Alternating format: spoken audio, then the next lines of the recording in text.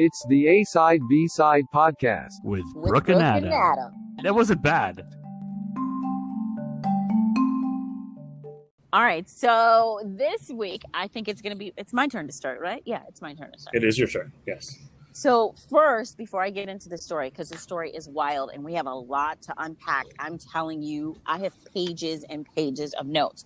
But I want to tell you about this show that I watched. It's on HBO. It's called I'll Be Gone in the Dark. It's the story of Michelle McNamara, who was married to Patton Oswalt. I believe you know. Oh, yeah. Like her name doesn't ring bells. But then as soon as I hear it's about the... Yes. Right? Yes. It's 100% about the Golden State Killer and her pursuit of him and the book she wrote about him. And I got to tell you, if it was not for her and her, I just have to say, obsession with this killer, they probably would not have caught him. Well, he'd been, it was like 20, 30 years? Yeah, it spanned decades. I want to say almost 4 decades. Cold case. Yeah, I think it was 4 decades it spanned. And it was just completely cold. And she was like a dog with a bone. And she would not let up. And any little tidbit morsel of information, she tracked it down, she hunted it, and she just went after it. And man, I got to tell you, this docuseries is amazing. And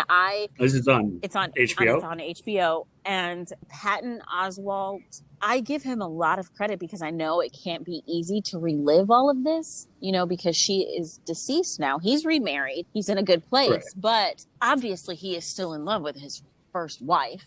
Right. And this, I guess I would look at it from a different angle. What better way to honor her than to continue to talk about something she cared so deeply Exactly. for. And I believe that's exactly why he did this. And he made sure that the book that she wrote got out, and he did this series. Watching the series, you can still tell which death is always going to impact you. And you can even tell there's a couple of times where he just has to take a moment and compose himself. And that's why I say I give him so much credit, because he is completely honoring her. But at the same time, I know that while he loves doing this, it's also really painful. Right.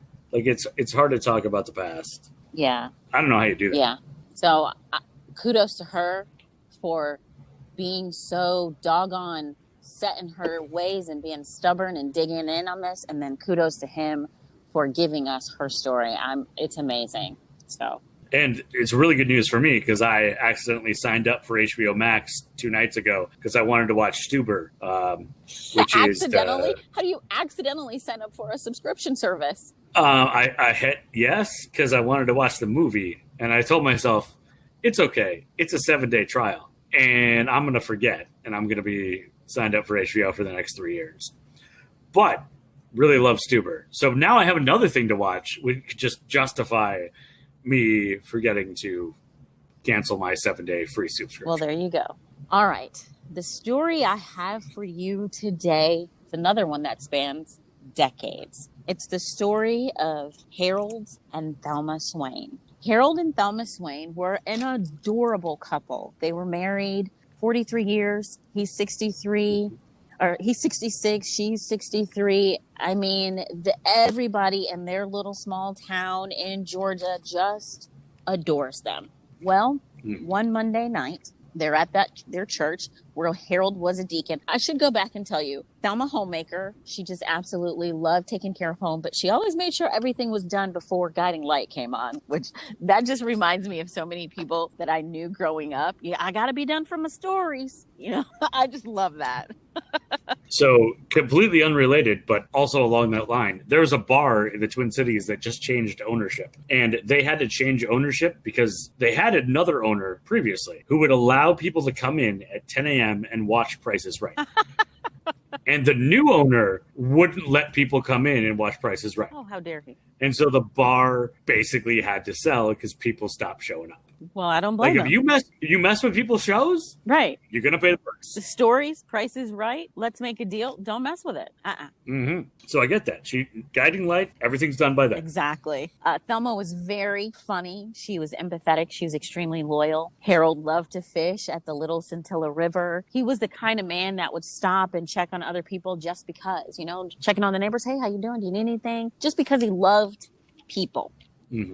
On Monday, March 11th of 1985. Harold and Thelma and 11 others, there were 10 women and a young child, were at Rising Daughters Baptist Church. That was Harold and Thelma. They were there for their it was a women's missionary meeting. It happened weekly. It was on a rotating basis. They'd go through the different churches, and that week it just happened to be at Rising Baptist. Mm-hmm. About 8:45, between 8:45 and 8:50, one of the members ended up having to leave. She had to go get her daughter. And on the way out, an unknown man comes into the church and he asks to speak to Harold. He doesn't mention him by name. He just kind of points to him and says, I need to speak to him. So she goes and gets him, and Harold comes over and asks him, what do you need? What's going on? The conversation isn't super clear, but whatever happened in that conversation resulted in a tussle. The men get into a struggle. 4 shots are fired. Harold drops to the ground. In the midst of all this, Thelma sees what's going on with her dear husband, and she runs to his aid. She's also shot once. Well, the other members see and hear what's going on. Mm-hmm. So, there are people around them, right? Yes. So this is kind of in the vestibule, the front hallway of the church, while they're all in the sanctuary. But it's a little bitty, tiny church. I mean, it's the size of a house, really. So they see and hear what's going on. Well, of course, it's all women inside except for Harold and a small little 7-year-old girl. They do what we would all do. They hide. Yeah, I'd hide. One of them goes... I hide when the UPS guy comes. Anybody knocks on your door, you're like, hey, what? No, I'm like, I don't know you. So one of she heard the gunshots. She leaves and she drives to a convenience store. Well, in the inside, they're trying to call police. They can't because the phone line has been cut. He cut the phone line? He cut the phone line. That's some 80s movie bad guy stuff right there. Yeah. So they get to the convenience store. She talks to the manager. The manager calls the police. They drive back. At first, he takes his shotgun, but the young clerk at the store was like, hey, in case something happens or this guy comes this way, I need something. So he leaves the shotgun. They drive back to Rising Daughters Baptist Church. And he's like, where's the shooter? She's like, I don't know. So they have no idea what they're walking back into. Right. Could be anything. Guy could be just lying in wait. Exactly. He could be gone. Well, of course, the women inside, they're like, what do we do? One of them grabs a broom and she's, walking around looking for this guy, and she doesn't see him. But outside, there's a little sporty brown car that she sees. Okay. Well, eventually, after a few minutes, she's looking around the church. She doesn't see the guy. She looks outside. Car is gone. Also, can we just give it up for this lady who found a broom and decided to go investigate? I know. That's a broom. What are you, like a Ninja Turtle? That's not going to help you. But she's like, no, I got this. She's like, look, you messed with my Harold and my Thelma. I got to take you out with this broom. I got a broom. It's going to be real wispy up in here. So police arrive, and when they get there, they find the bullet casings. They find 2 pairs of eyeglasses. One of them, the prescription was checked. It belonged to Harold. The other did not belong to anyone in the church. Something about the glasses. They were really thick.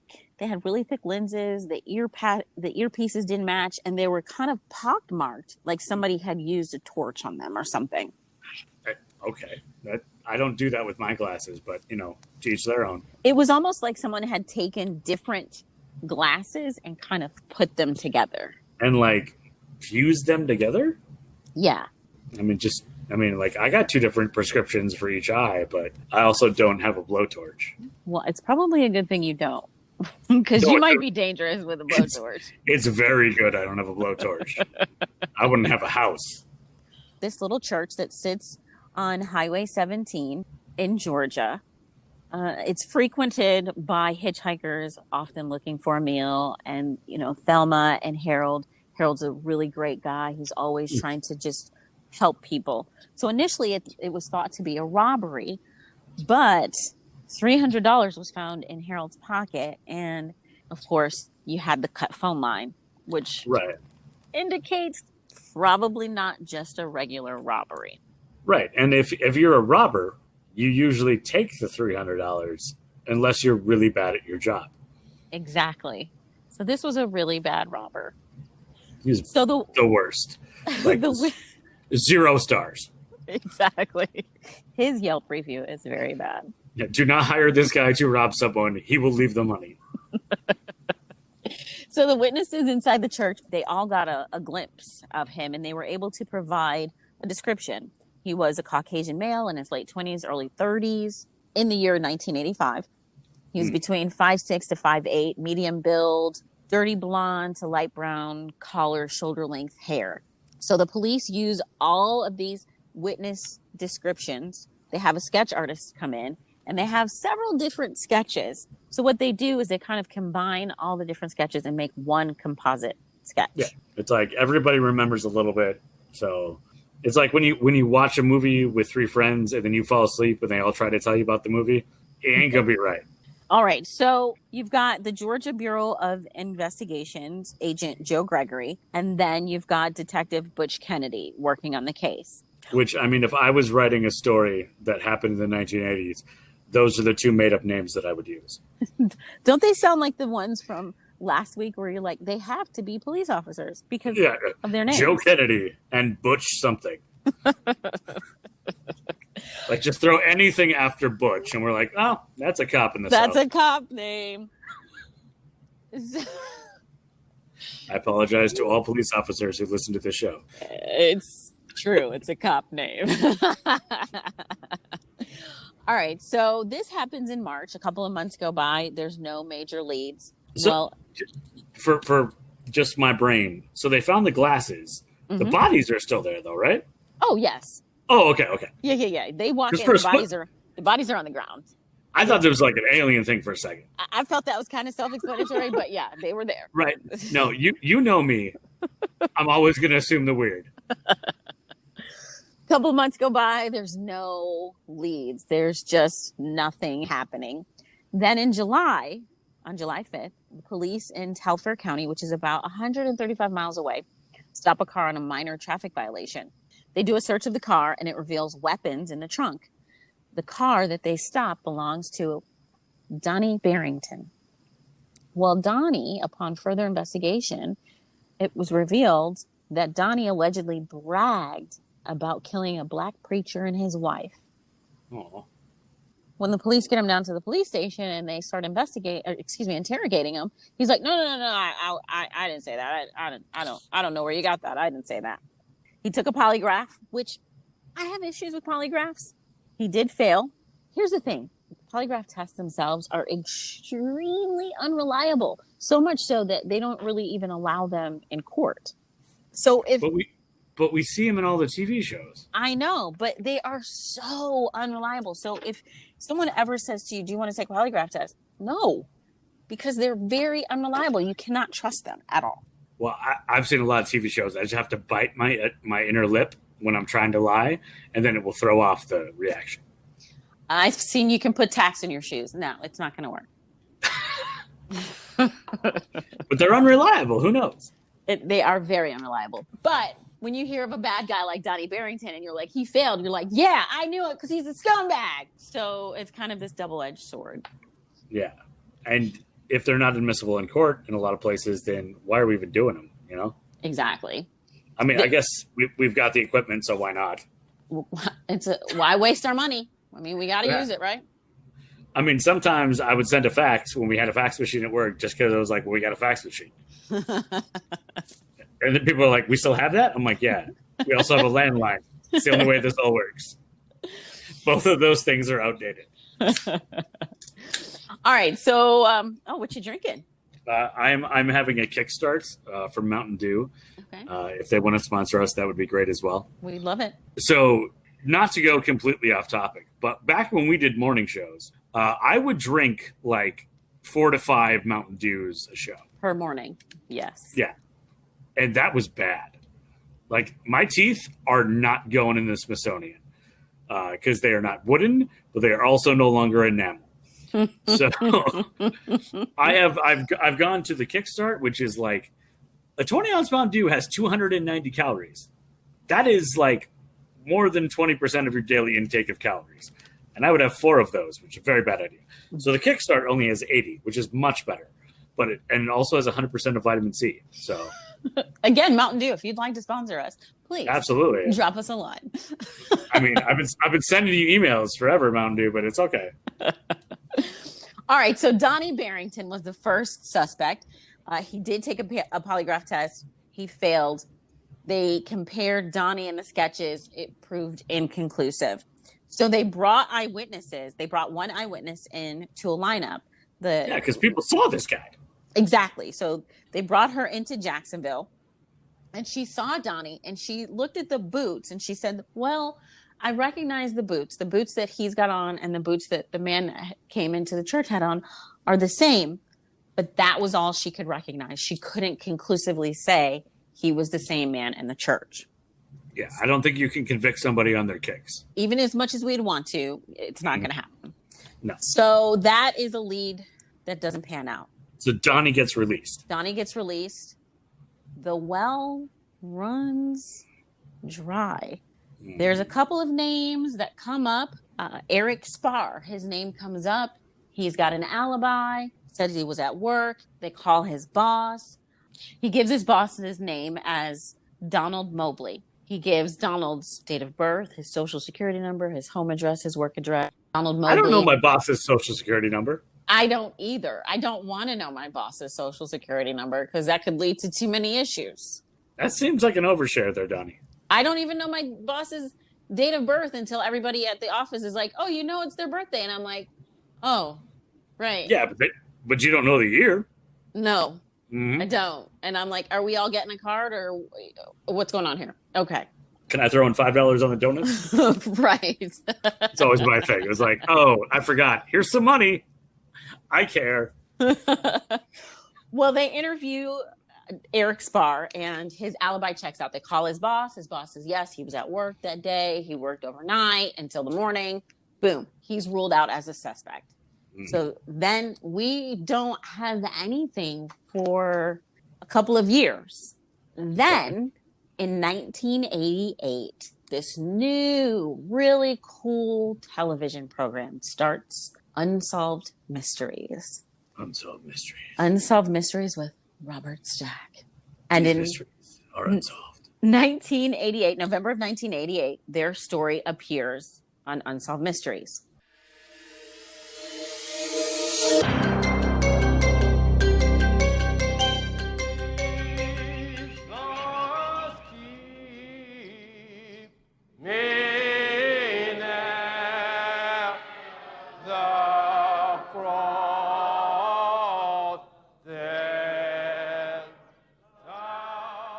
Waverly, Georgia, population 825, is a predominantly black community nestled in the Baptist Bible Belt.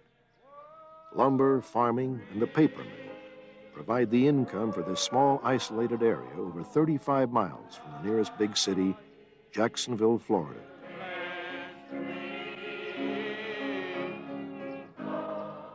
For years, Rising Daughters Baptist Church has served not only as a place of worship, but also as a social center for the small township.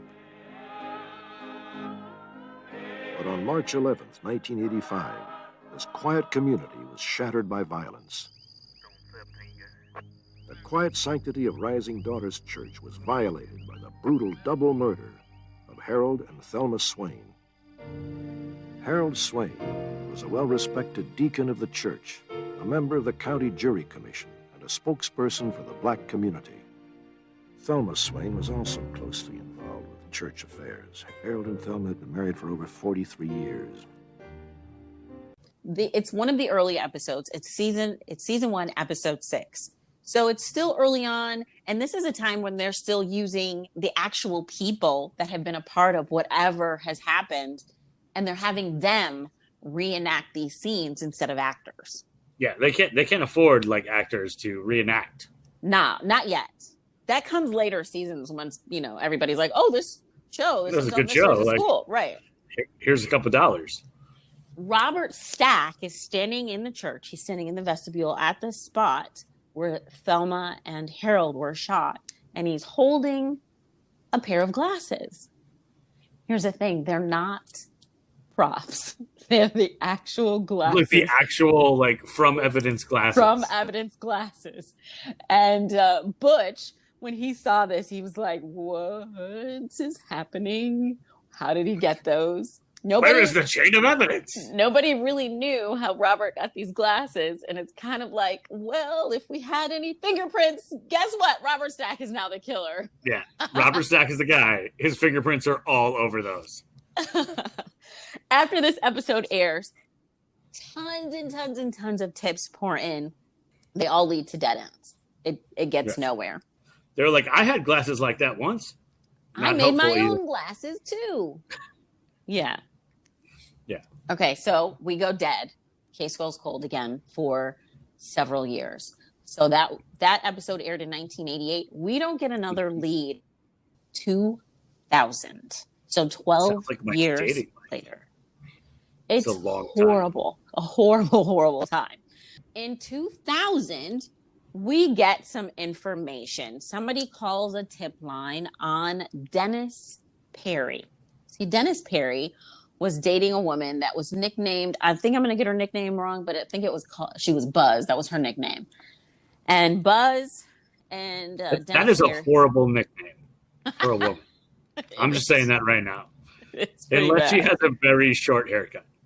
Buzz and Dennis, they dated for a while. B&D, as they're known. D&D. Okay, so let me go back real fast, Adam. So back in 1992, Butch Kennedy, who was the detective on the case, Butch got fired. I remember. Oh. So Butch is fired. Yeah. Bad day for Butch. You're out of here, buddy. You didn't get this case solved. You got to go. And it was pretty much the only case he was working on. For like a long time. Yeah, for a very long time. Like, Butch, come on, like, find something, buddy. 6 years later, 6 years later, the sheriff rehires Dale Bundy. Dale is given a 1-year contract with no guarantee of a renewal. He's given this case exclusively because it's going on 13 years. It's like, come on, man. It was on a TV show. Like, we got to get this solved. Exactly. So you've got GBI agent Gregory. He's still the lead with the case, but he broke his back. So he's kind of out of the picture, which means... Do we know how he broke his back? Was this like a I don't know gymnastics injury? Or it doesn't matter. Okay, I'm going to look it up. We don't care. You can look it up. You tell us if you find how he broke his back, because it really doesn't pertain to the case. He broke his back. Right. So Dale Bundy... I always get lost in the minutia. I shouldn't do that. Like, the stuff doesn't matter. I should just be quiet. So Bundy is working this case by himself. And now, remember, he's only got a 1-year contract, and he is gung-ho about finding a person. Some sort of suspect. Yes. Something. So Bundy talks to Cora Fisher, who was in the church, and he asks Miss Cora if she thinks she knows who killed the Swains. And she says, oh, I don't think I know. She says she learned shortly after the Unsolved Mysteries episode, there was a white lady that came to see her and showed her a photo of a man and asked if that was the gunman. She said she took one look at that photo and she fainted because it was him. And she didn't mention this. Why? She was too afraid. He's a gunman. He already killed 2 people right in front of her. She feels like if... She doesn't want to put herself in danger. Right. So Miss Cora, she witnessed 2 of her friends get shot. So she's thinking she names this man. He's probably going to come for her. Right. And who knows if this like lady that shows up at her house and shows the picture wasn't just trying to intimidate her too. Like Exactly. That would be the movie script. So she said, I'm not going to tell you his name, but I'll give you a hint. She said, this man's grandfather used to live in a white house on Dover Bluff Road. That's when Dale Bundy realized, hey, wait a minute. I know exactly who she's talking about. She's talking about Dennis Perry. Perry was a suspect. He was suspect number 3. He was cleared years earlier when Butch Kennedy, Gregory were still working on the case. They interviewed him. He had an alibi. He was at work. He worked several hundreds of miles away. It would have taken a long time to get to where he was. And this was the guy who knew his boss's social security number and birthday, which is just weird. No. That was Eric Spar. Oh, it's a different guy. This is a different guy. This is the I guy should that be was. taking notes. This is the guy that was dating Buzz. Oh, that's right, Buzz. Lovely girl. So he had an alibi. He had been cleared earlier, but all the documentation from the case about him was gone. No one can explain what happened or why. Bundy said he didn't really take notes. He just remembers that he wrote stuff down in the case file. Whatever. It doesn't seem like proper procedure. No, at all. At all.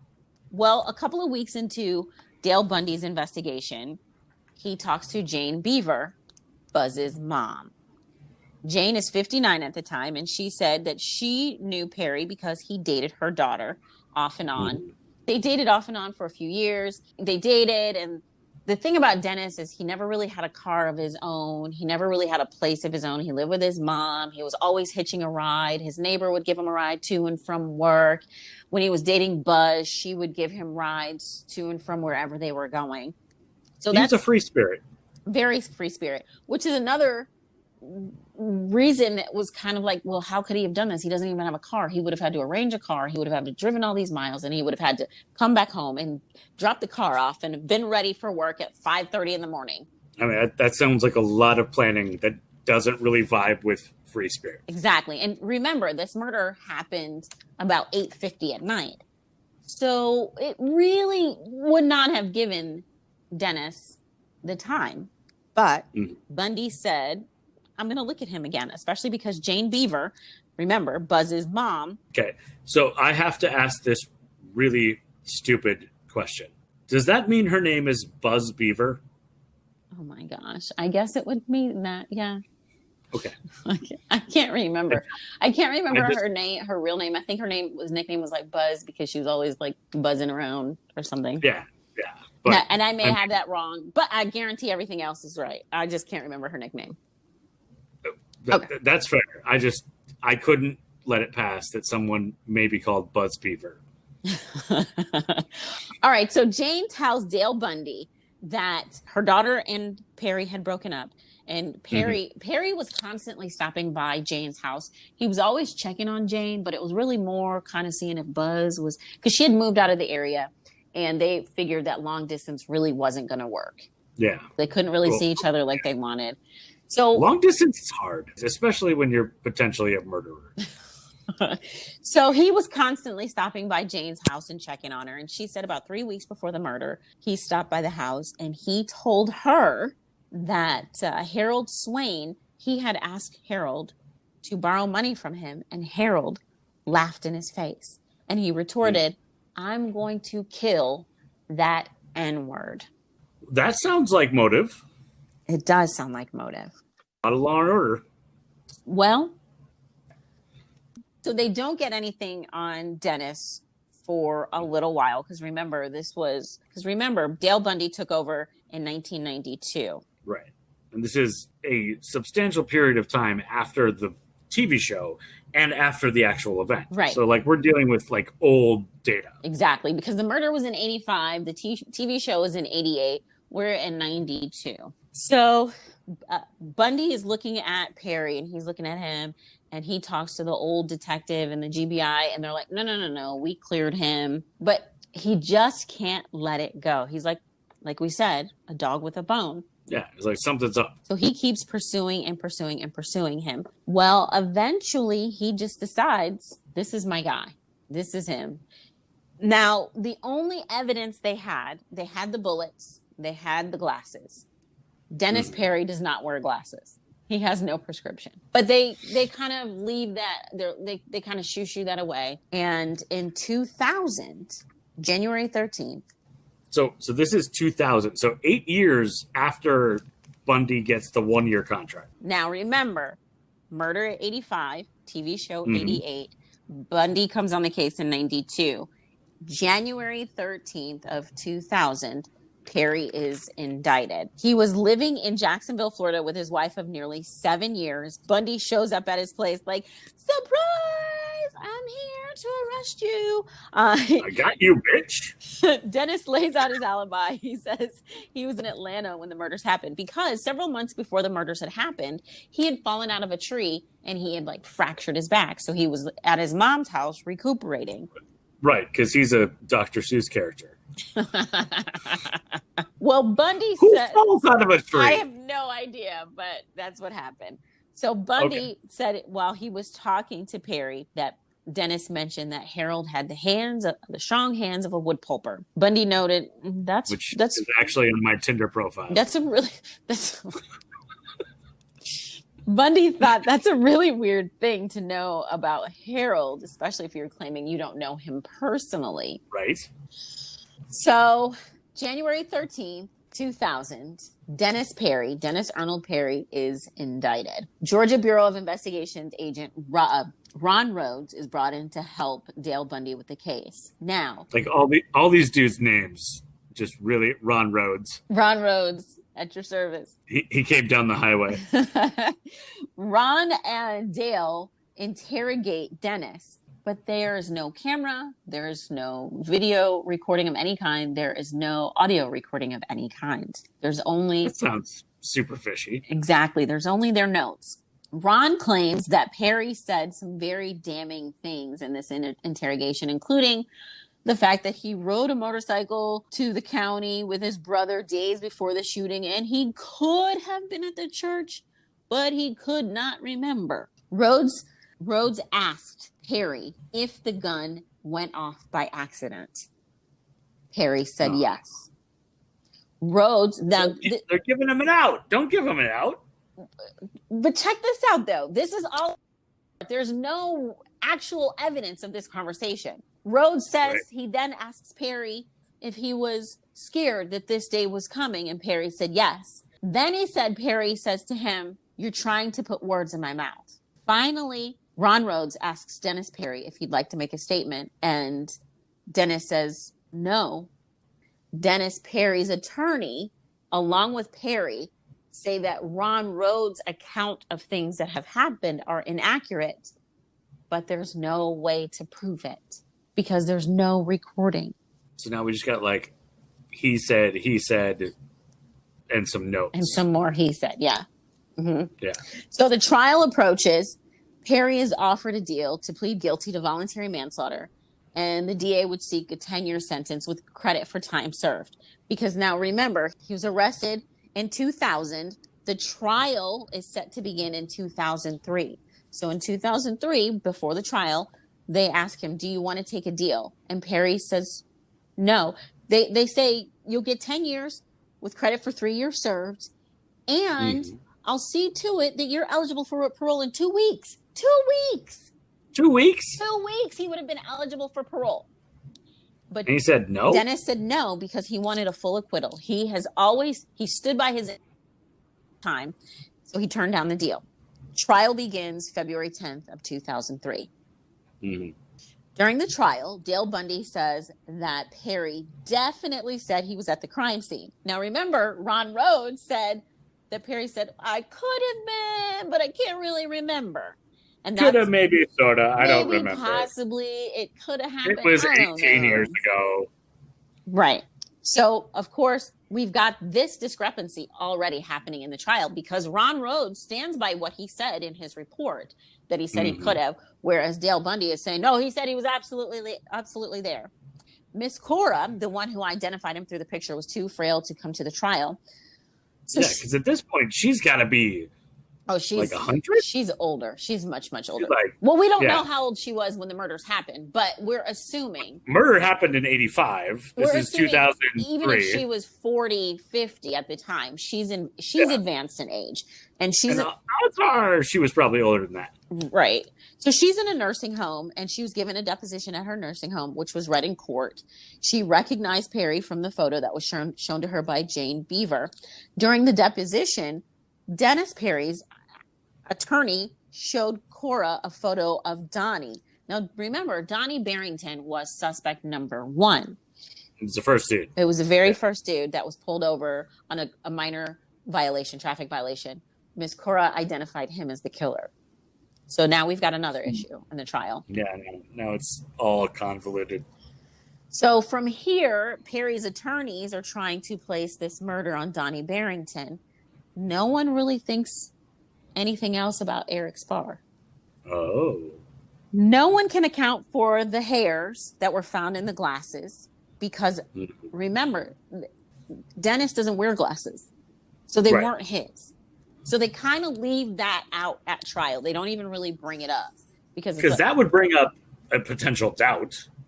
You would think. Yeah. So, like, don't pay attention to that. Don't look at the clowns over here. We've got this happening over here.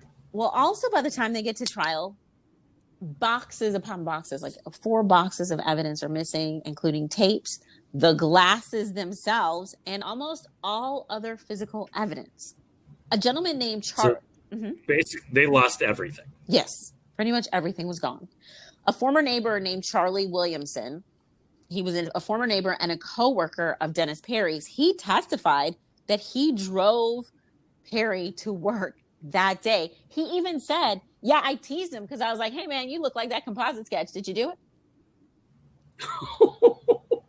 That is probably the most believable thing, because your friends will always tease you if you're potentially a serial killer. Exactly. But if he was with him, he couldn't have committed the crime. And that's what he said. He was like, he was with me. There's no way he would have had time to commit this crime. So then we have that's another issue in this trial. Well, then these are all good things for the defense, because you would think, right? You're like reasonable doubt. We're racking up this reasonable doubt here, people. All right, it's looking good for us. Well, then along came special on reasonable doubt, aisle 3. Yeah, along comes Jane Beaver's testimony, Buzz's mom. Mm-hmm. So we know what she said earlier in her interview with her initial interview with Dale Bundy. She said that Dennis Perry had told her that Harold had laughed at him because he asked to borrow some money, which does not sound anything like Harold's nature, by the way. From everything that I've read and everything I've heard about him, he was just a really sweet stand-up guy. He was the kind of guy that would hold doors for women and like kind of tip his hat. He was very into his church. He was very into his wife. I mean, he and his wife had just celebrated their anniversary the day before the shooting. They went on a date to a new restaurant in town. Unfortunately, that restaurant was closed, so they happened to stop to a friend's house, Miss Cynthia, and Miss Cynthia cooked dinner for him. And Harold says, "You know what? You're black-eyed peas." Damn, that is a good friend. I know. I'm sorry. I know. Like, if I go into a restaurant and it's closed, I have no friends I could show up at their house that would make me food. But he and his wife did. They show up at Miss Cynthia's house. That is house, awesome. And Harold says to her, "You know what? Your black-eyed peas are better than what would have been at that restaurant anyway." So this is the kind of guy that Harold was. So for her to say, "Oh, Harold said Dennis said Harold laughed at him," it makes no sense anyway. But she.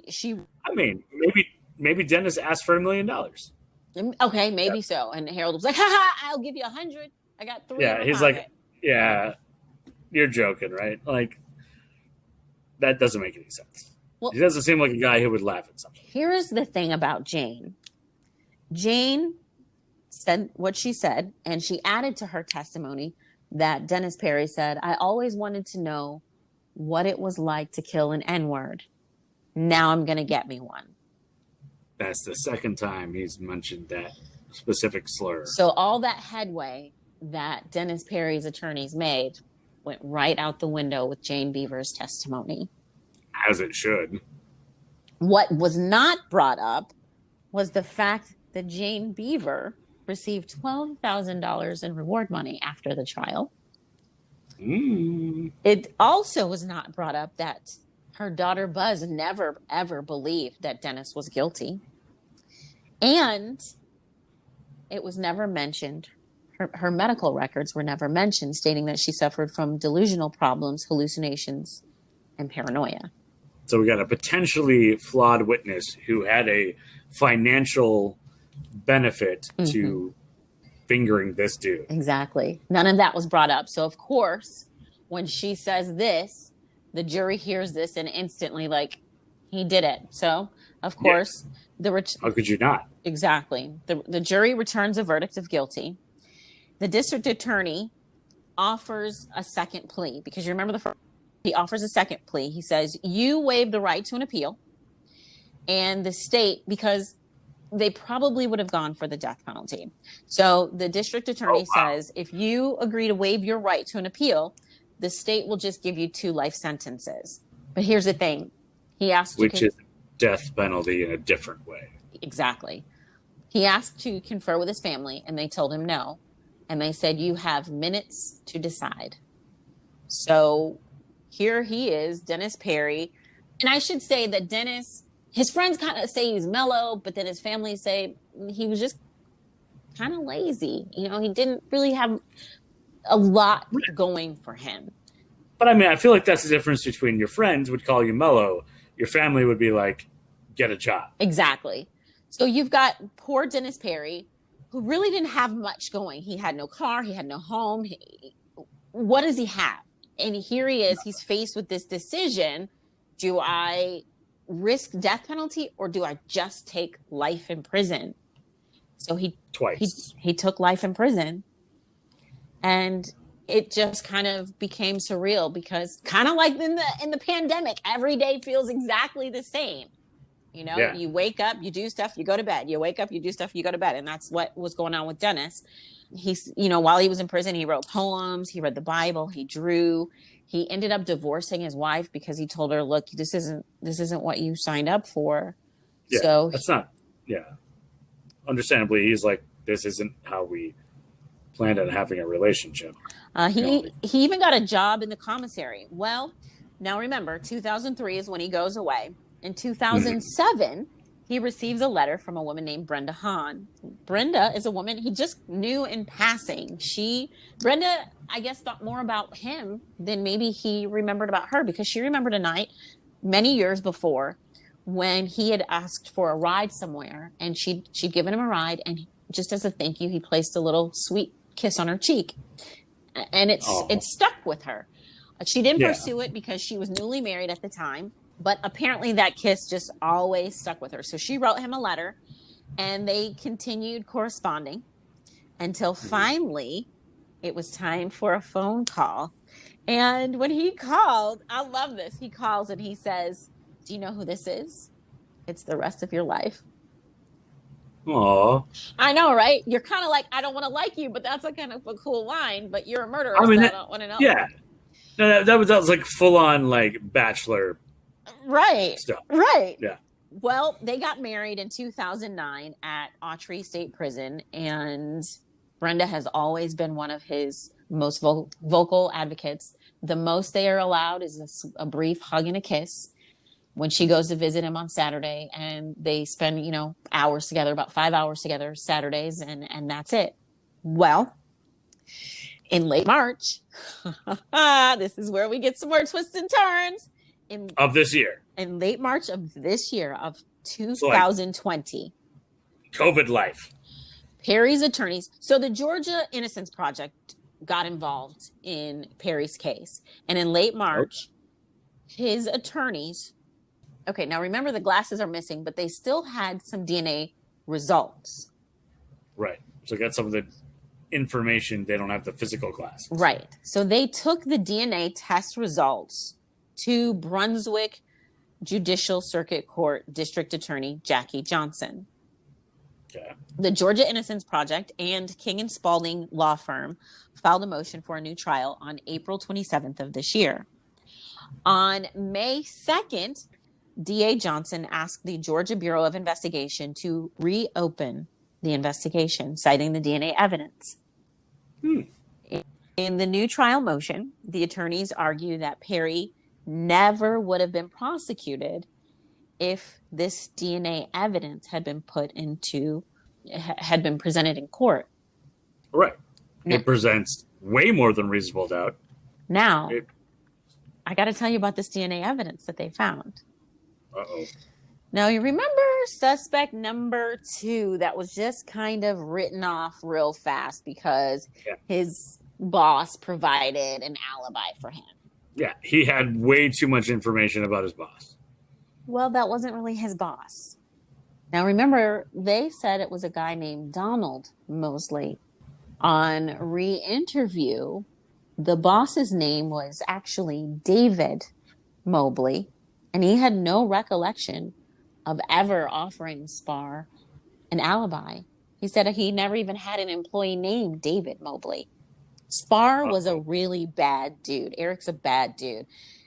His first wife has a recording of him. He's real violent, and his first wife had a twin, and they've got a he's very abusive. And they've got a recording of him saying, "I'm the MFer that killed those 2 N-words in that church, and I'm going to kill you and your whole damn family if I have to do it in a church."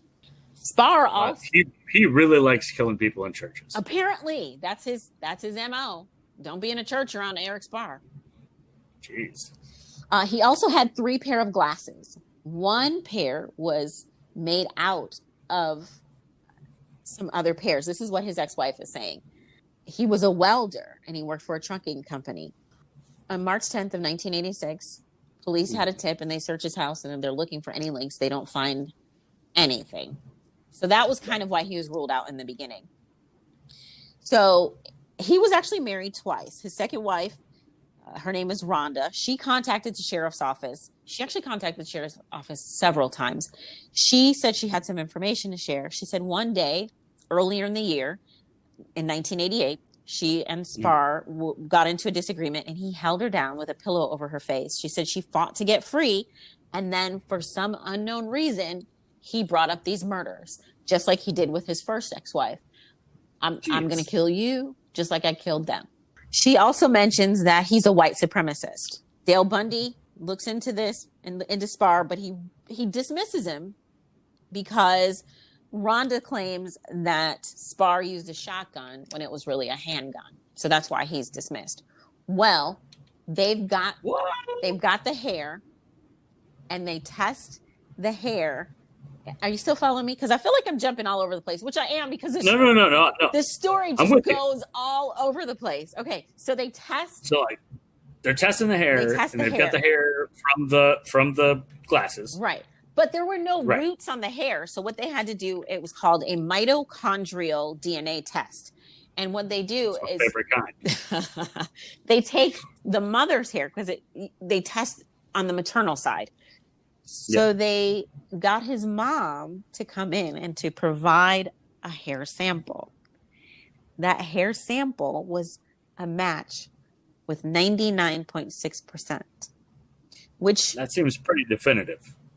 It means that, it kind of had to be him, right? Right. Because... did she have, other random children that were running around killing people and being white supremacists? Exactly. Basically, it's 1 in 250 people it could have matched, but that's his mother. So obviously, you put that with the glasses with what he said, it's got to be him, right? And so this actually ties back to the Golden State Killer thing. Yes. Because of the DNA. Exactly. It's family. It's family. And that's how they found the Golden State Killer, because of family. So, like I said, the mom provides a hair sample, and it's 99.6 match. It's really significant because, like I said, you factor in the DNA, you've got the statements from the ex-wives, you've got the glasses themselves. But Dennis is still in jail. But his attorneys have presented this DNA evidence. They get the... And I am happy to say that as of our recording of this, Dennis has been out about a week. So this is brand new. This is brand new. But it doesn't end there. I got a little bit more before I end and turn it over to you.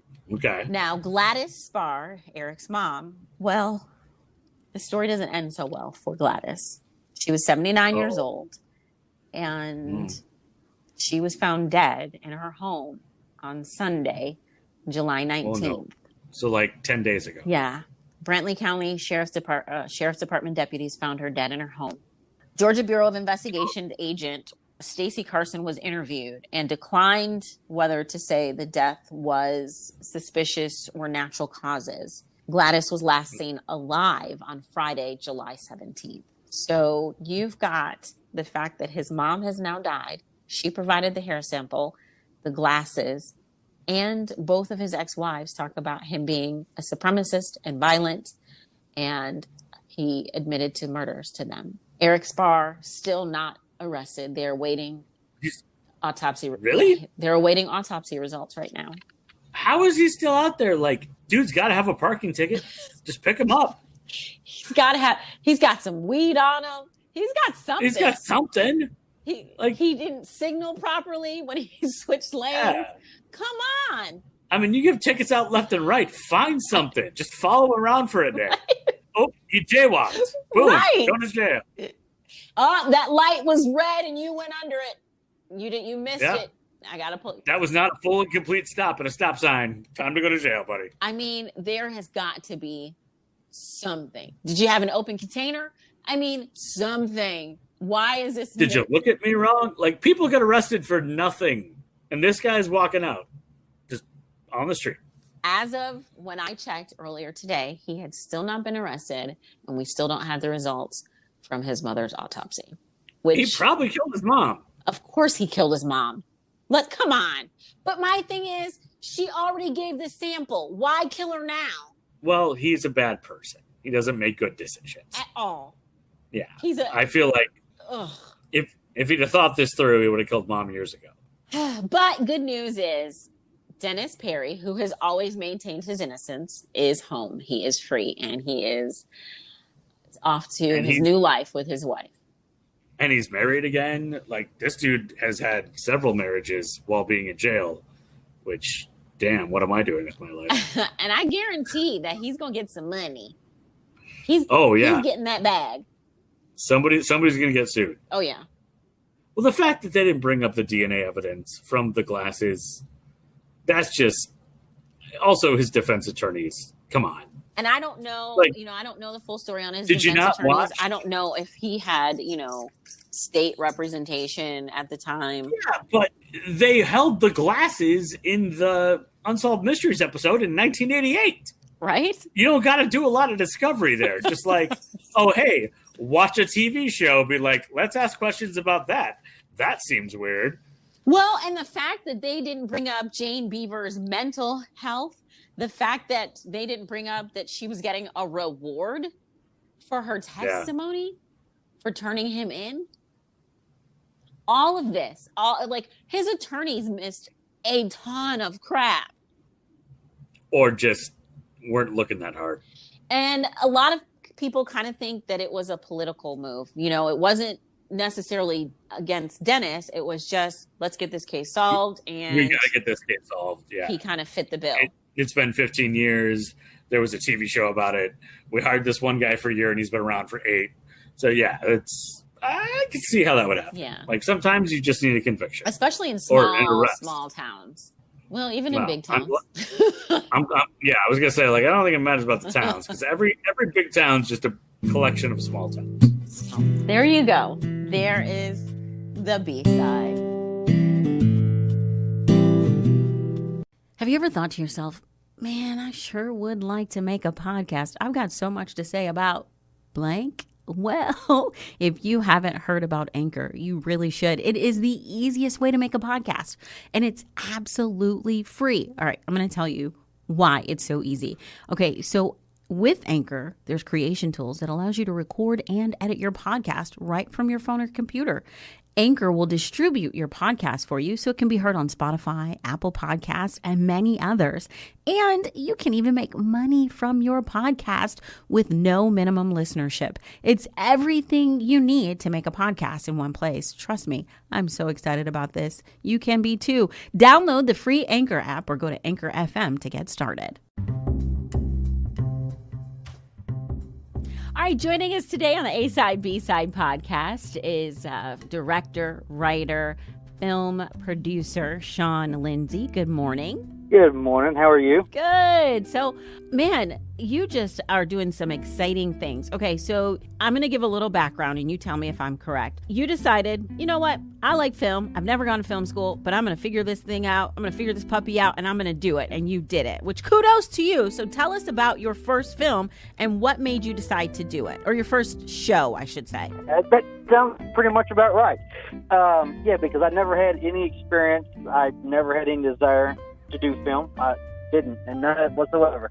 I just happened to be a Walking Dead fan, and we were traveling through Atlanta, Georgia, and I said it would be cool to stop in here and see some of the sets that they were working on, and it just so happened they were filming that day. And I thought it was really cool to see the equipment they were using and to see that literally there were hundreds of cops that are kind of cordoning off the area so that no one can kind of get close to the film crew. And it was just this huge bustling crowd of people. And I'm like, that's interesting because you don't see that on TV. Right. What we see on TV is this desolate wasteland almost. And I thought it was so cool to be able to take what is actually happening and show something completely different. I thought, so I'm going to go back home and I'm going to make my own show. And it so happened I love zombies, so I decided to make my own show, Remnant 13. And I just kind of came back home, figured out what I needed to do, kind of Googled and YouTubed what a film crew was, and I just kind of got to work and I just did it. Man, kudos to you for that, because so many people have dreams, but they never actually follow through. And you not only followed through, you went above and beyond, and you got your show on Amazon Prime. I did, and I appreciate that. Yeah, as they say, the first step is always the hardest. And, once you get going, it seems like it gets a little easier. So now, you said your show is about zombies. Right now, we're in the middle of a pandemic, which means we're just kind of at home looking for stuff to do. This is the perfect opportunity to just sit down and have a watch. Yeah, I mean, that's true. I mean, it's like I said, it's a zombie show, and everybody loves zombies. They've been around forever. And, I mean, it's a quick watch. It's 4 episodes for the first season. They're only 15 minutes apiece, so 60 minutes. And, yeah, it's a very quick watch. And, a lot of people are just sitting at home and streaming new shows and new movies. So it'd be a great watch for, anybody who loves horror or loves zombies to kind of get on there and take a look at. Now, you filmed in Bowling Green, which is where you're from. Will we see anything familiar in the scenes? I would say if you're looking, you will. We filmed everything here in Bowling Green, with the exception of one thing that was actually in Todd County, which, 45 minutes from here, at Todd County High School. But yeah, there's a lot of, especially out Scottsville Road area, Lover's Lane. If you look and pay attention, you'll definitely see some familiar places that you may know. Now, of course, Bowling Green, home stomping grounds of a horror movie legend, John Carpenter. Did that influence you at all? I love John Carpenter. It's actually the very first horror movie I ever saw was actually the original Halloween. And for the longest time, based on everything that was said in that movie, I thought it was actually filmed here in Bowling Green. And I got so excited I used to go looking for the places that were in that movie and kind of find out it was actually filmed in Hollywood. But he had you convinced. No, he did. I mean, because literally, that Michael Myers escaped from the Smith Grove Warren County Sanitarium, which was literally supposed to be like 5 minutes from my house. I could not find a sanitarium anywhere. And, but yeah, no, I'm a huge John Carpenter fan. And literally, we just got to watching the new Halloween 2 that he just kind of rebooted with some other directors. And, oh yeah, John Carpenter is a huge influence of mine. Probably one of the best horror writers that's currently out there. Now, you kind of are also starting into the music producing element. So what would you say is your favorite song from a soundtrack? Well, I got to, when you ask me about soundtracks, the first one I've got to say is probably still Kiss from a Rose. I mean, I'm actually not a huge comic fan, but, I am a huge Batman fan, and that's probably the one that stands out the most to me. That's probably one of the most popular soundtrack songs out there as far as soundtracks and music goes. All right, Sean, we thank you so much for joining us. Tell us how we can find Remnant 13.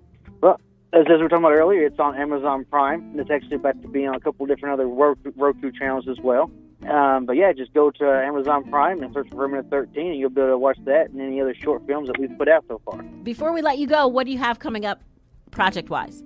Well, we are actually in the process of developing a reality TV show that we're going to film here in Bowling Green, and we are currently in talks with a couple different networks and a couple stars out of LA to be our host. So that's going to be something exciting. It's going to be a little bit of a different take on reality TV. It's going to have a lot of the drama, but it's not going to be so much of a strength-based agility type of training. It's definitely going to be more of a mental mind game type of reality show. So it's going to be interesting to watch. Awesome. Well, keep us posted, and hopefully you'll come back on the podcast with us. All right. Well, thank you guys for having me. It's been a pleasure. Thanks so much.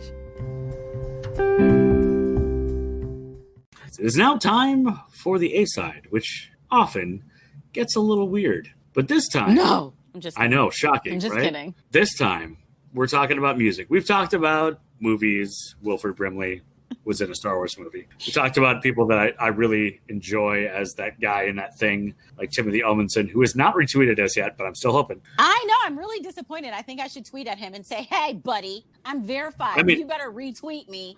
I tweeted both at Wilford Brimley and Timothy Elmanson. So evidently my 300 followers don't carry a lot of weight. So things to learn. But as I mentioned last week. Can I just say I was totally kidding about the verified. I appreciate that I'm verified, but I don't think that people really retweet me because of that. Okay. No, the blue check matters. The blue check plays. Okay. Like, I've also recently rewatched all of the Ocean's 11 movies, so I'm going to be like, the nose plays. You should be proud of that. All right, I'm going to use that. I thought about getting like a fake blue check. So one of my favorite stories about Tinder, which this is already going down a dark way, but one of my favorite stories about Tinder in the early days was there's this dude who photoshopped a frame around his picture that said your Tinder pick of the day. Oh, wow. So he would pop up and they'd be like, oh, this guy has been, Tinder says I should like this guy because we have a lot in common. And it was complete baloney. He just made that happen. And I was like, you, sir, will probably end up being our president one day. Right. Which is scary in itself. But so, as I promised last week, today we're going to talk about music. Okay. So for me, the most formative years of media and movies and music and television were the 90s. I was 10 to slightly more than 10 during the 90s. And slightly more than 10. Slightly more than 10. And one thing that always seemed like a big part of 90s media and music and movies was soundtracks. Mm-hmm. Like, if you were going to have a big movie, it was going to have one song with it that became like the number one song in the country, which is not something we do anymore because like there's 37 different charts and whatnot. But it used to be like Rick Dees and Casey Kasem would have their like Sunday show where they would tell you what was the best song in the world. And then Carson Daly came along and he'd be like, hey, this is the best music video in the world. And more often than not, in the 90s, those songs came from movies. Everything from like Whitney Houston in The Bodyguard. The Bodyguard, yes. Thank you. Reading my mind. All the way to like Forrest Gump suddenly brought like oldies back to the mainstream.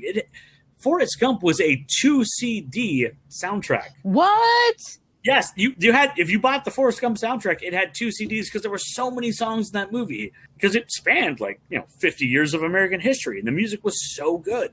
And then you go back to like Armageddon. No one can look at Animal Crackers the same way without thinking of that song by Aerosmith from Armageddon, which I don't want to mention it because I'll start singing it. I almost did. Yeah, you know it right away. And let's be honest, there was a recent Men in Black movie starring Chris Hemsworth and Tessa Thompson, which they're both amazing. So that movie should have done really, really well. And it kind of flopped because they didn't use the Will Smith Men in Black theme song in the movie at all. Man, that was disappointing. It was, I wanted it to be good. I actually own it on DVD because I like them so much. And then also, my guy who was in Stuber and oh my gosh, why am I forgetting his name? Dave Bautista. No, the other one. Because he's in Lovebirds. Yes, he's in Love, was so good as well. Oh my goodness. Well, he's going to be that guy from that thing next week because I can't remember. Kamal Nanjiani. Yes, love that guy. Love him. So good. He plays like the little tiny, like the little alien computer generated character. Dude, yeah, and he's very good. Like, the movie is not bad. It's better than Men in Black 3. Probably better than Men in Black 2. No, but no, I'm gonna say I'm gonna say it. Mm-mm. See, that's where we come in, A side, B side, because it's not. It's good. It's not better than 2. It's better than 3, though. Oh yeah, absolutely. Yeah. Well, I mean, yeah. Microwave popcorn's better than 3. Anyway, 90s was like the time when every movie had this awesome song with it that became a huge hit.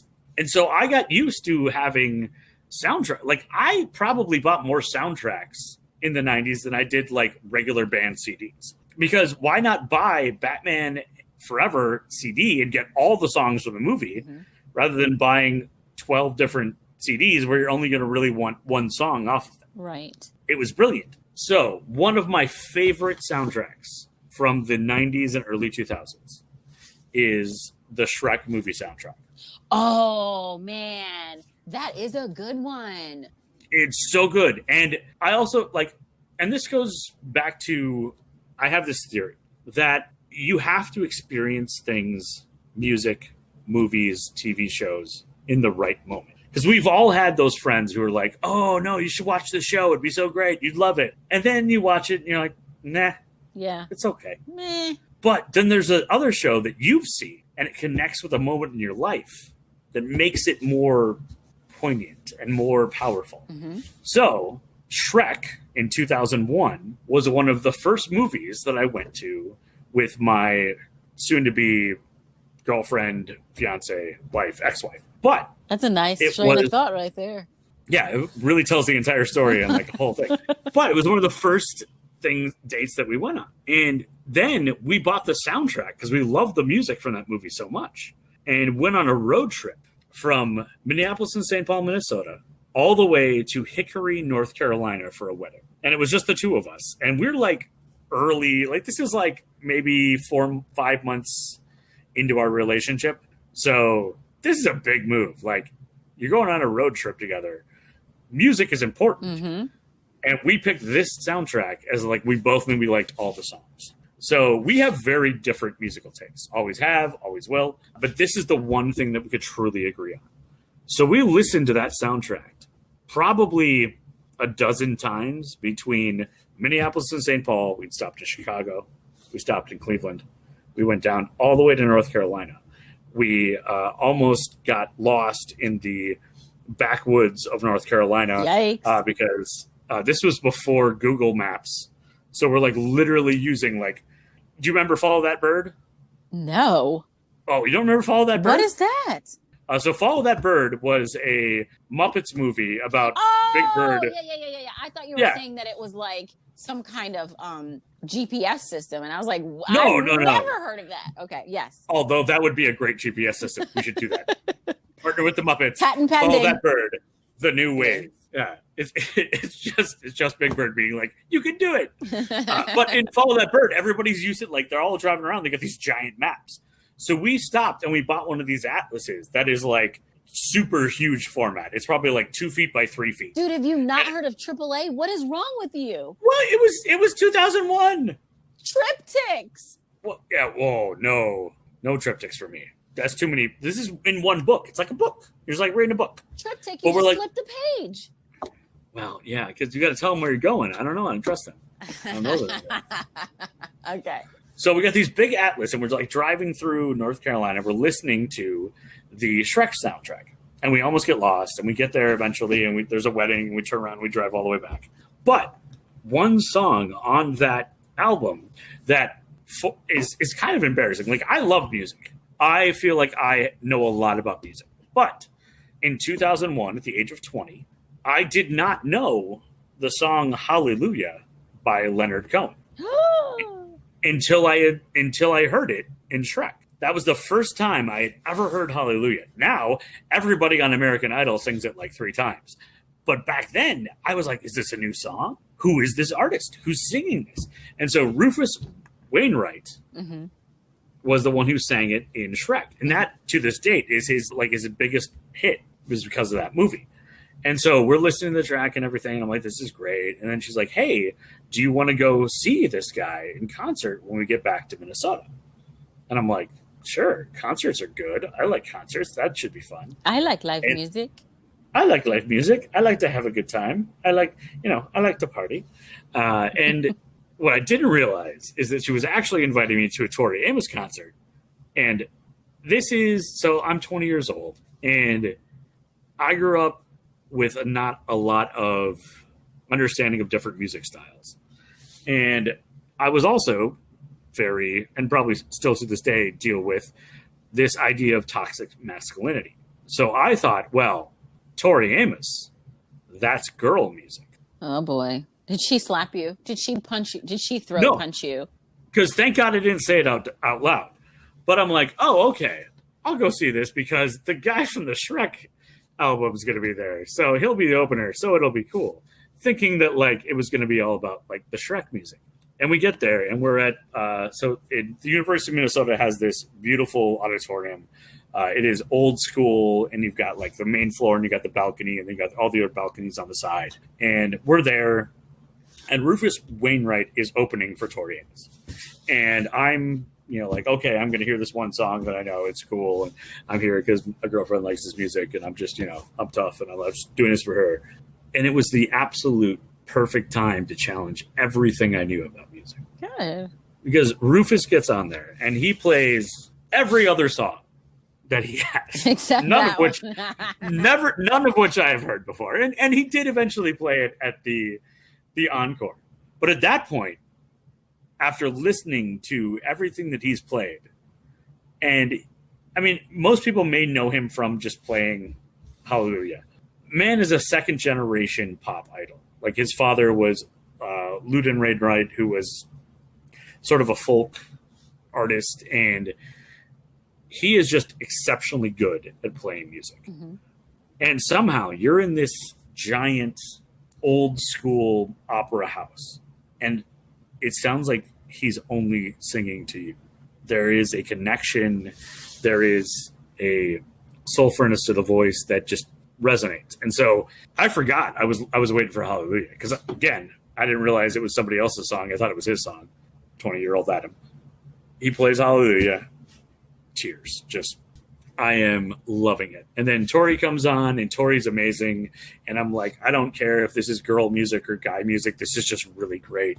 And in that moment, I experienced everything in an entirely different way. I had heard Tori Amos songs before, mm-hmm. but I wasn't ready to hear them. I didn't appreciate them. I wrote them off. It was like, oh, this isn't for me. But in the moment, and when you can find that moment where you discover something that is brand new, even if you've heard it before, but you experience it in an entirely different way, that is what makes media and connection work. And I will look back at that moment, that show, and I went to several other Tori Amos shows after that because, one, married, and two, she was amazing. But every time I went, whether it was Rufus Wainwright as the opener or Ben Folds or somebody else, when you are in the right moment and you experience things in the right way, you can see things that you've seen before in an entirely different way. And it's one thing that I have talked with my kids about is it's hard to stop your mental biases. Mm-hmm. Like you think, oh, well, this isn't for me, or that's somebody else's, or that's somebody else's favorite song, or that's somebody else's favorite show. And sometimes when you experience that same thing in a different environment or at the right time, it changes everything about it. And you can see it in an entirely new way. And this all came kind of back home in the last week because Rufus Wainwright has released a brand new album. And I was like, I don't know, Rufus, like he's kind of a one-trick pony. Like I know he's gonna be like really soulful and like his voice is pretty great and everything, but it's I don't know if that's for me right now. And then I decided, okay, I'm just gonna put it on. And it's been stupid hot in Minnesota for like 2 months. It's been like we haven't had a day under 80. It's very weird. Evidently, we're way too close to the sun all of a sudden. And so I went outside and I was like on the porch and I'm like, I'm going to do this like whole being outside thing and just sweating. The dog's like doing her thing and she's sitting down and just panting a lot, very rhythmically. And I put on the new Rufus Wainwright album, mm-hmm. which is Unfollow the Rules. And it was the perfect moment for me to dip my toes back into that pool because I was hot. I was tired. I was kind of just worn out. Like everything seemed so thick in the air. And then all of a sudden this voice just gently, painfully, truthfully wafts over. Mm-hmm. And I sat there on the porch and I sweated for like 2 hours and listened to the thing back to back. And it was one of those moments where I said, okay, if I was listening to this when I was working or I was in the car or when I was trying to do something else, it wouldn't have been the right moment. Yeah. But right now, listening to his voice and kind of hearing all the things, and it's funny, like earlier we mentioned being big somewhere, and he's got this entire song about being big. And you're not big until you're big in Wichita or something, and he just mentions all these random places where it's like it used to be like you had to be big in Nashville or big in LA to be an artist, but now you can be from anywhere and you can be big, and it was just perfect. And so I wanted to talk about that because one, soundtracks were the stuff in 90s. Oh yeah, absolutely, 100%. And I feel like Guardians of the Galaxy, the first one, kind of brought it back a little bit. Yes, that's the only one I could think of in the last 20 years. Yeah, that wasn't a musical. Like, I mean, I listen to Hamilton a lot. Yeah, I listen to Rent a lot, but those are musicals. Like, I listen to Gallivant way too much. But those are musicals. Like you expect them to have it. But like, when was the last time Guardians of the Galaxy is the last one I could think of? Yeah. That had just like an amazing soundtrack. And now and again, it's like, it's all about when you hear something and when you experience it. Now there are certain songs from that Guardians of the Galaxy album that I will hear on the jukebox at work. And I know where in the movie they're playing. Mm-hmm. You know, I'm not thinking about like, oh, this is a 1985 song. It's like, no, this is exactly when like what's his name, Star-Lord gets abducted. I was like, this is the song he is abducted to, or this is when the like orange and blue Ravager plane is flying through the atmosphere, and they cut it off before it gets really weird, because there's that one song in the album which is like super rock for about 30 seconds and then really ethereal after that. Mm-hmm. And it's very good because they cut it off in the movie because it's just him flying around and they're like, oh, and we're done. And then like on the soundtrack it's like rock, and then it's like, this is very ethereal and weird and I didn't expect it. So yeah, I think the thing is to be open to experiencing things whenever you're going to experience them and not prejudging, because I absolutely did. I prejudged Rufus Wainwright because he was just that guy from Shrek. Mm-hmm. And I prejudged Tori Amos, and here I am because she's just that chick. Yeah, it's girl music.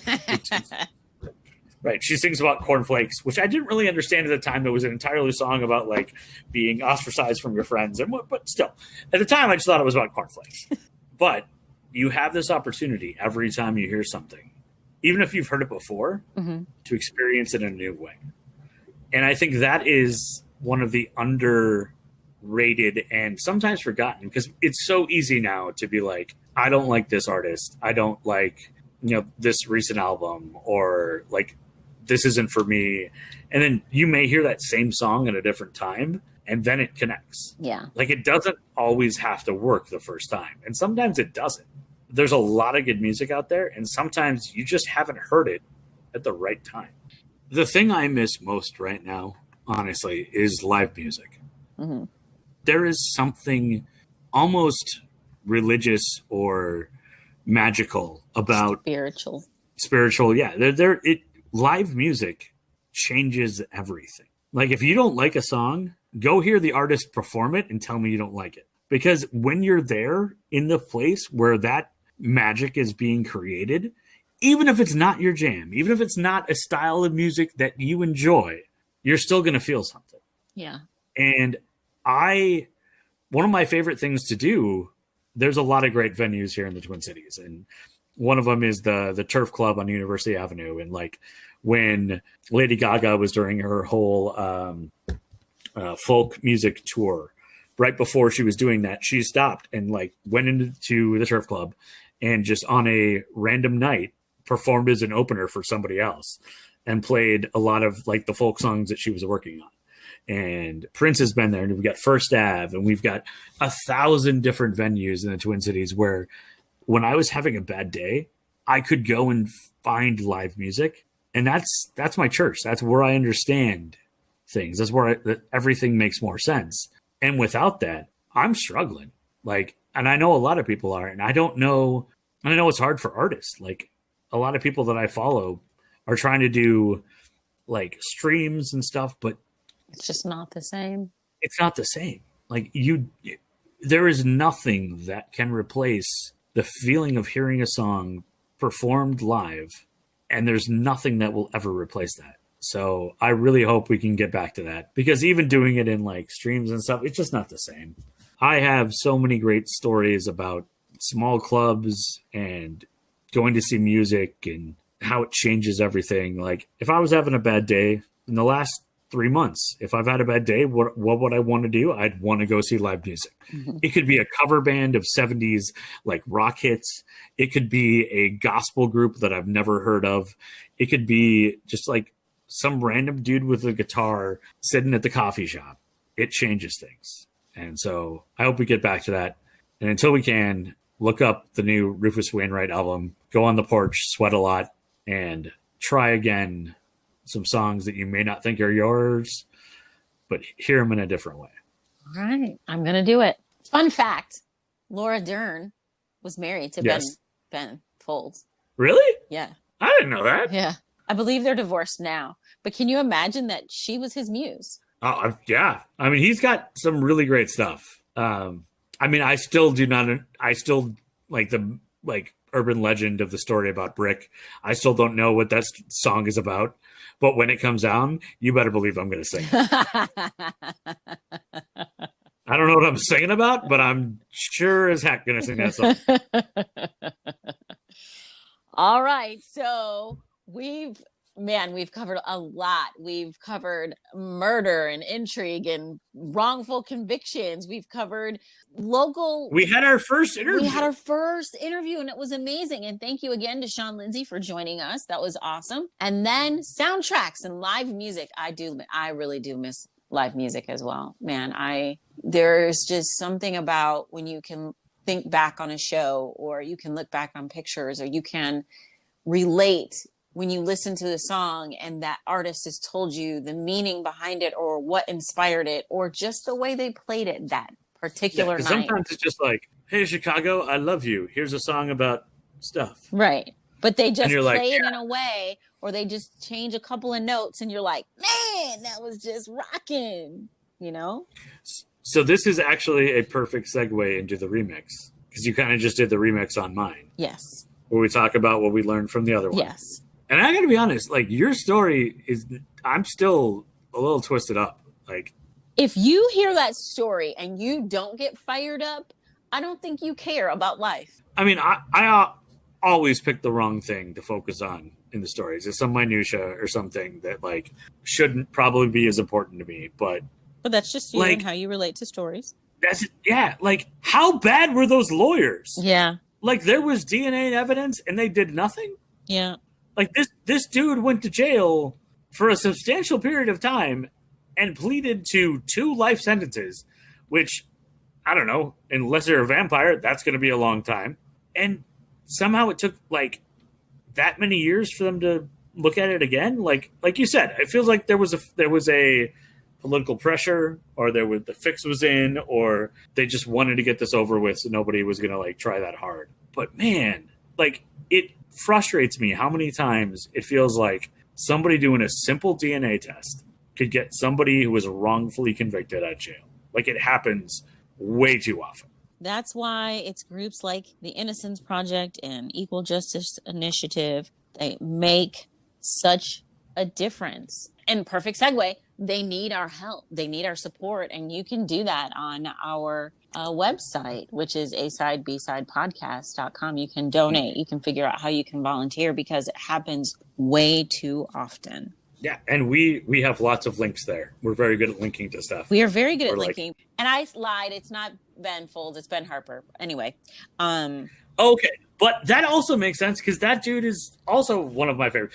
So Ben Harper, Ben Folds, and then you've got Joe Johnson. Like, all those guys, that's like a Mount Rushmore -1 of, like, folksy, sort of like, I'd like to hang out with that guy, but he might be a dick. Sort of like, you never know.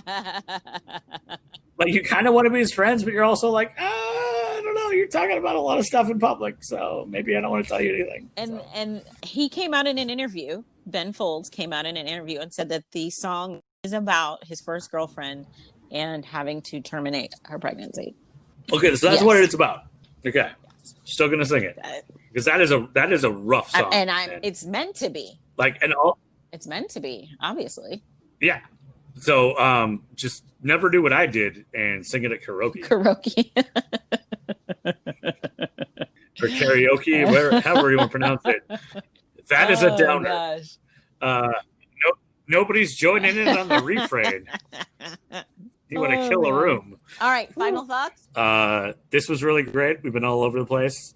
We even started recording earlier tonight, and I think we're going to end up about the same time as we did usually. So I think that's a good sign. I'm very much enjoying doing this. And I don't know, with everything that is so chaotic in life right now, whether it's jobs or do we go outside, do we not go outside, do we have the money to pay our bills next week, is there a stimulus, will we all die of COVID?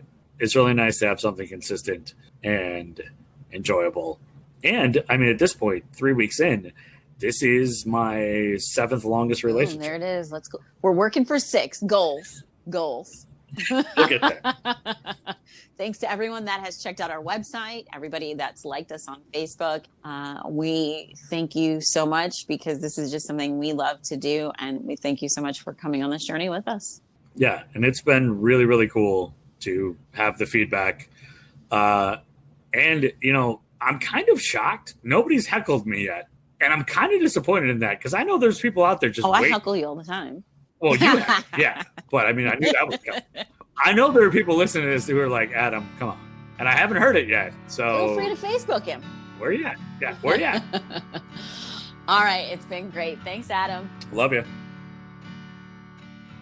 Thank you for joining us for another episode of the A-Side, B-Side podcast. If you enjoyed it, please give us 5 stars on Apple and join us again next Friday.